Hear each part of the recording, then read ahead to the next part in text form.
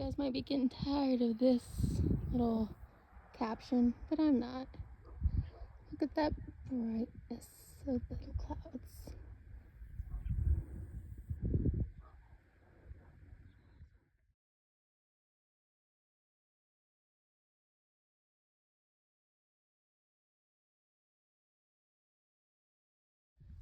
All the dirt that I'm about to go sit on, the hill,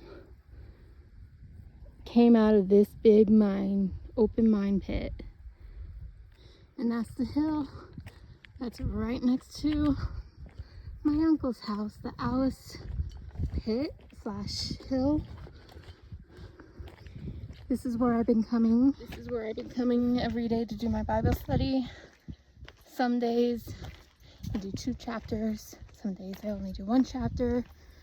Mainly because I just don't want to be too long. Because even though this hill is basically right next door to my uncle, right behind his neighbor's house, you still have to walk basically behind the hill, right next to this huge hole in the ground, the Alice pit, to get to the entrance.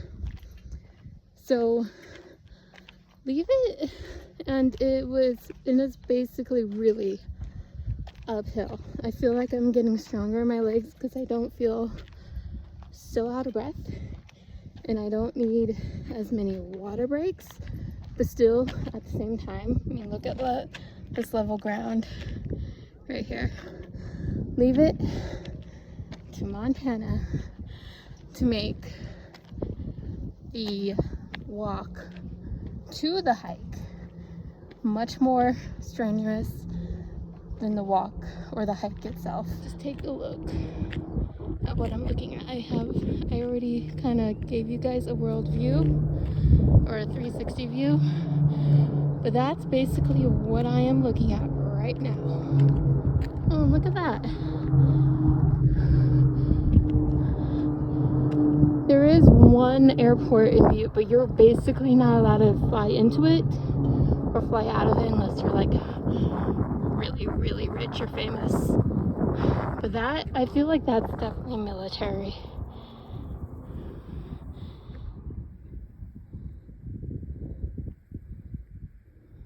Can you believe there were houses there? People lived where that hole is now.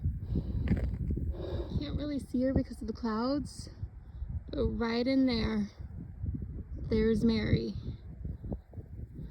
Virgin Mary, aka that Pacific statue is called the Lady of the Rockies.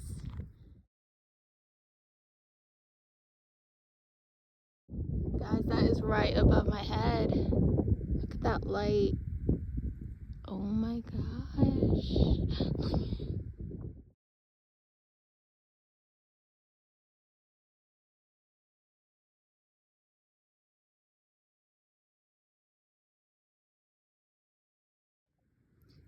And I say also unto thee that thou art Peter, and upon this rock I will build my church, and the gates of hell shall not prevail against it.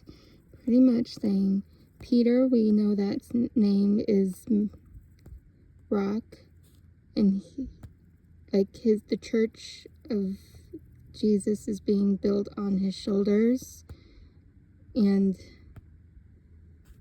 we all know was the very first pope, so I found that very interesting. Then said Jesus unto his disciples, If any man will come after me, let him deny himself, and take up his cross, and follow me. For whoever will save his life shall lose it, and whosoever will lose his life for my sake shall find it. I thought that was very powerful. I pretty much put curling stuff in my hair last night as it was so wet, and then slept on it wet, so I'm still wearing my hat, even though I really didn't want to, but at the top it kind of got a little messy. Anyway, I'm up here on the Alice pit. I don't know how or something, maybe about, at this point, a week ago, there was just something in me that told me, because I walk Walkerville consistently. There has not been an inch of Walkerville, or Butte for that matter, I don't think. Maybe not Butte, because Butte's a little bigger, but Walkerville, there's not been an inch of Walkerville, I don't believe, that my feet have not touched the earth. I've been up here quite a few times. This used to not be an area when I was little. This used to not be an area where you were allowed to go, but we did anyway. It used to be just a big pile of dirt that was just next to the pit that I actually already showed you guys, that came out of that hole in the ground that the mining company digged up and just never put back. So for pretty much since I was in elementary school, this was just always a big pile of dirt, and you were able just to run from my uncle's house basically across the street and just run up the hill. And we always called it a little mini mountain or a little mini hill, but which always made everyone laugh, because that's just not the case. It's just dirt that came from the ground. Now, I would say roughly 20 plus years later, it is, I'll give you guys a little bit of a loop, because I already kind of did and just showed you the town, but I'll show you a nice little loop of what I'm actually sitting on. I wouldn't necessarily say it's a park, but it is. There are picnic tables here, there's cement here that you could walk on. There's wildflowers that I don't think you aren't really allowed to go on, but however, there are benches where you could sit and just look. I mean, this is more of a place to come to sightsee, I would say. And you could definitely, I've shown you a few pictures, you could definitely see Butte, and you could definitely see the bottom of Walkerville from here. And behind me is the rest of Walkerville, which isn't really all that big back there, but it's not really that big of a town, Walkerville. It really isn't. And if you really ask any outsider, there were so many different towns here in the early 1800s or late 1800s, and Walkerville was actually founded before Butte. And then miners came, and there was 40 at one point in the 1880s, 1870s. There was 40,000 people living in Walkerville. old houses, and that's not even including the Butte population, and old houses that are basically now a ruin, or just not even standing anymore. And the Berkeley Pit, the very famous Berkeley Pit of Butte, Montana, there was an entire community living there. This hill that I'm standing on, and this hole that I just showed you, there was a bunch of houses, an entire community living there. There's so many people here. And there's churches that are still being active, but then there are churches that are just now basically ruins and old, and every single church had its own school, like grade school connected to it, going through 8th grade. And I just picturing it, like, it is so easy, even though that was like 200 plus years ago. Physically being here, you could see it. There's not that many places on Earth 21st century where you could picture that town how it was 200-300 years ago. But you could definitely do that with Butte. And moreover, you could do that with Walkerville. There are buildings still standing. My uncle would take me around saying that building used to be a supermarket, because I was saying yesterday they have one Walmart and 2 Safeways here, which I thought was kind of odd because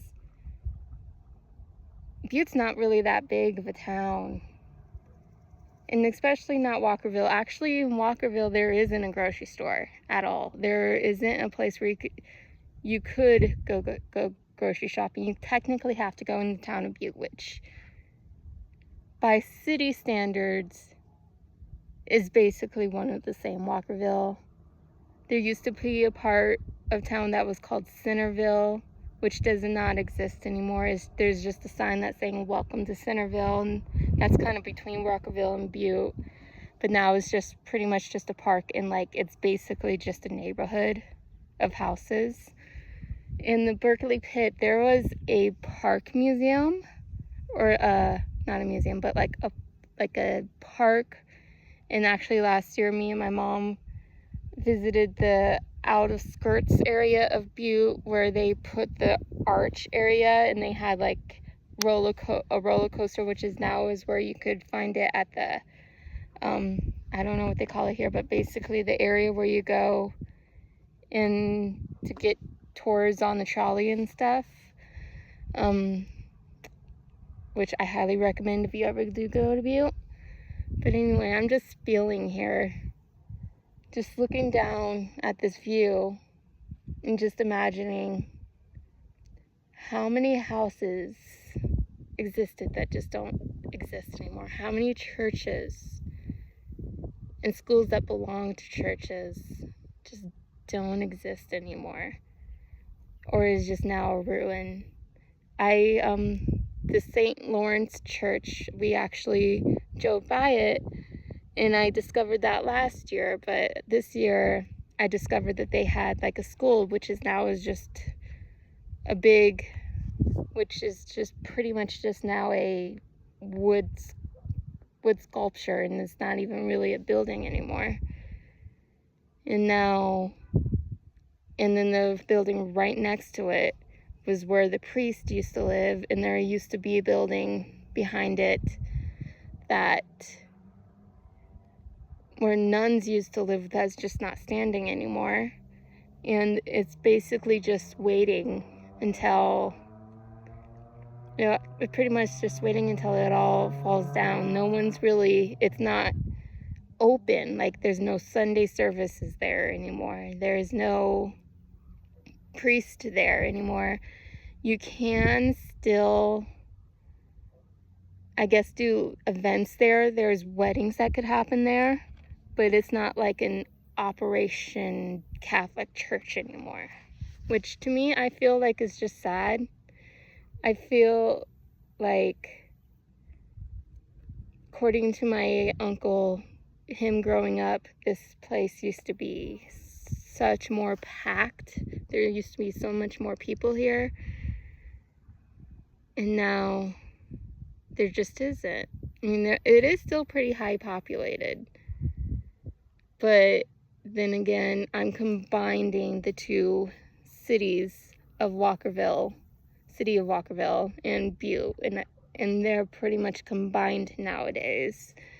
And then there's another ruined building that's right across from that church that used to be an elementary school, and now is just a vacant building. And that was just built in the 60s.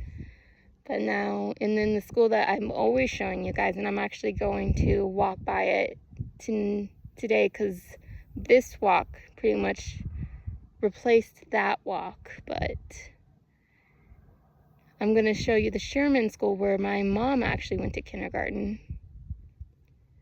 And now it's just basically an apartment complex. And all the old buildings, that 18th century old Victorian type buildings, are now like 4 different apartments that you could get, like one on one side and one on one side. And I know they do that in New York with those type of old houses, and they're doing it here with those type of houses. And what else are you gonna do with them if not gonna just let them become a ruin? But anyway, that's just pretty much my spill on it. And actually from here, I'll show you guys the school I was just telling you guys about. You could actually see it from here now that I'm looking in this direction, and I'm just looking out of all of Butte, and I can't believe that I get to actually see this. And I feel Montana's an amazing state, an incredible state, and I love being here, and I feel so lucky for being here. But when it comes, and I know Butte itself is like just a small little town within the whole aspect of Montana in a whole, but there's just something about Butte. It's like it's historical. You could relive the historical here. You could relive your own ancestry here. The house that I'm staying in now, that has basically been a family home for the last 100 years. And there's somebody coming. Anyway, what I was saying is there's just not that many places you could go and look at yesterday. Have yesterday just right into your face, you know? You could read your textbooks, you could read your history books, you could read autobiographies or biographies of people that lived in the past, which I do. I have so many books on Butte and just in Montana, and people specifically in the past that lived here. But it still doesn't compare to saying this specific ground that I am walking on, Marcus Daly walked these same steps. It's not the same as saying this house that I am walking on, this couch that I am sitting on, my great-grandparents sat on this very couch, or this carpet that I am walking on, my great-grandparents walked on this very carpet. It's just something about it. It's just something that it connects you to your, not just to history, but to your own history. And even going to Anaconda, even though last year was the first year that I was there, visiting those ancestors' graves, that was a little bit further back, and driving past, going on Zillow, and driving past the house that they lived in. Even though that was my first time ever stepping foot in Anaconda, there's still that connection there. Just standing over their graves and looking at their tombstone, which right now I know those are probably not the original tombstones, and they definitely kept it up and made it to be able to last longer, which kudos to them. Very appreciative of that. But there is just like this inner power that comes in you. I don't know how else to describe it, but like this appreciation that this land was reserved for me through my ancestry. And now I'm able to come here and enjoy it and walk in their footsteps. That's pretty much that whole spiel was basically just that. I could have just said that. Coming to Butte, Montana / Walkerville, Montana, I am able to walk in my ancestors' footsteps, my great-grandparents' footsteps. I'm able to walk the ground they walked. I'm able to live in the house that they lived in. I'm still able to drive by old houses that they used to live in. Some of them aren't standing anymore, but still am able to like just drive by and look at the land. I'm able to drive by not my aunt, but like my great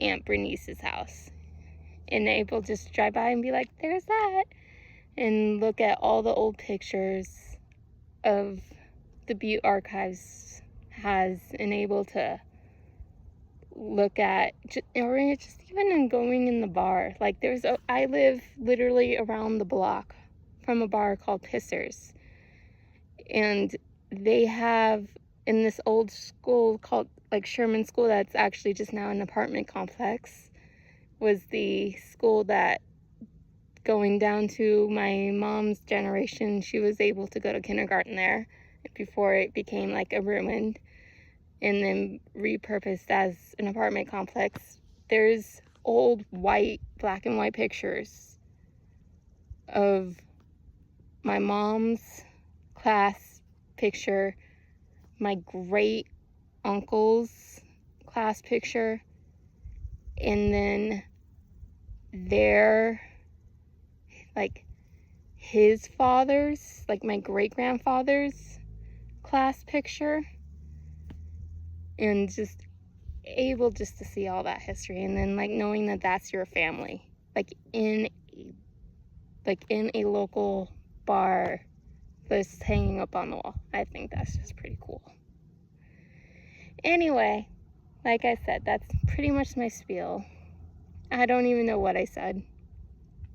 I'm just sitting here staring at the view and talking. Really.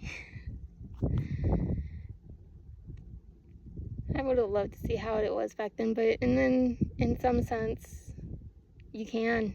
Even though it's the 21st century, you can still walk around Walkerville or even walk around Butte and still able to picture how it was in the 1880s. And I think that's pretty incredible. Take a look. That building right there is the old building that was elementary school that was built in the 60s. That is just now an abandoned building that I was just telling you guys about. That white church right there, that is the St. Lawrence Church that my grandma and great aunt Karen had their first communion in, and you cannot see it beyond the mine, but there is a worn down, nothing but wood building behind it, and that was their elementary school that was connected to the church. And then this guy right over here, that is the back of the old Sherman school that my mom went to. And then I live just down the block from that church or school. beyond that, there's Pisters, and I'm gonna walk down there. I've already kind of shown on this channel this school, but that walk from my house to the school kind of got replaced with this walk, which pretty much, if you just look at what I'm looking at right now, up here, this is what I walk to every day just to do my Bible study. And I got chapters, where are ya? Chapter 15 through 16 done today.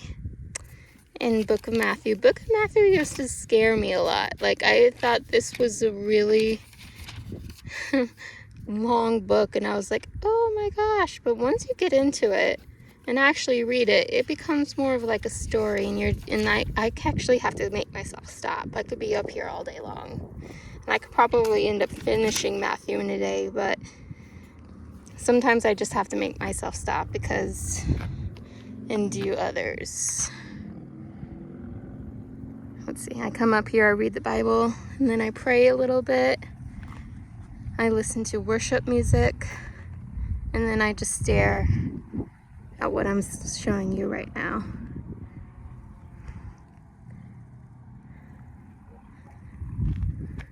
Oh, look at the sky. Look at those sunbeams coming. Look at that.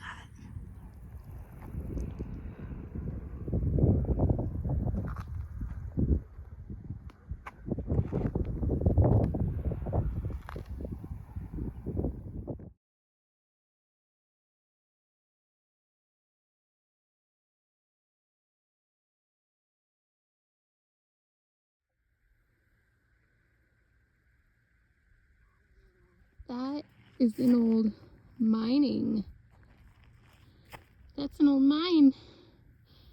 Careful where you walk.